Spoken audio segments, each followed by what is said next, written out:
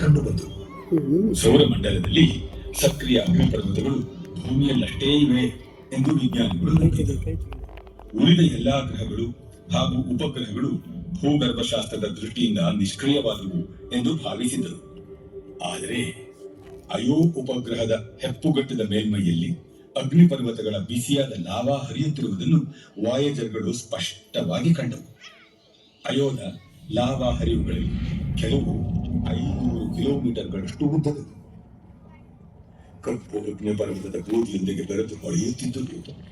ಕೆಂಪು, ಕಿತ್ತಳೆ, ಹಳದಿ, ಕಂದು ಬಣ್ಣ ಹೀಗೆ ಅದರ ಮೇಲ್ಮೈ ಬದಲಾಗುವ ಬಣ್ಣಗಳ ಕಲೈಡೋಸ್ಕೋಪ್ನಲ್ಲಿನ ಚಿತ್ರದಂತಿತ್ತು. ಭೂಮಿಯ ಮೇಲಿನ ಪರ್ವತಗಳಿಗೆ ಹೋಲಿಸಿದಲ್ಲಿ ಅಯೋ ಉಪಗ್ರಹದ ಪರ್ವತಗಳು ಹೆಚ್ಚು ಎತ್ತರ ಮತ್ತು ನವೀನ ಶಿಖರಗಳಾಗಿದ್ದವು.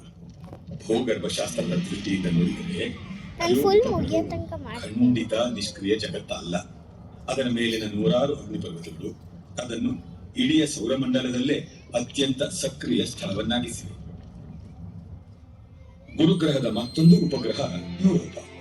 ಇದು ಕೂಡ ವಿಜ್ಞಾನಿಗಳನ್ನು ಅಚ್ಚರಿಗೊಳಿಸಿತು. ಯುರೋಪ ಹಿಮದಿಂದ ಆವೃತವಾಗಿದೆ ಎಂದು ವಿಜ್ಞಾನಿಗಳಿಗೆ ತಿಳಿದಿತ್ತು. ಕಿಲೋಮೀಟರ್ಗಳಷ್ಟು ದಪ್ಪವಾದ ಆ ಹಿಮದ ಅಡಿಯಲ್ಲಿ ದ್ರವ ಜಲದ ಸಾಗರವೊಂದಿದೆ ಎಂಬಂತಹ ಮಾಹಿತಿಯನ್ನು ವಾಯೇಜರ್ಗಳು ನೀಡಿದವು.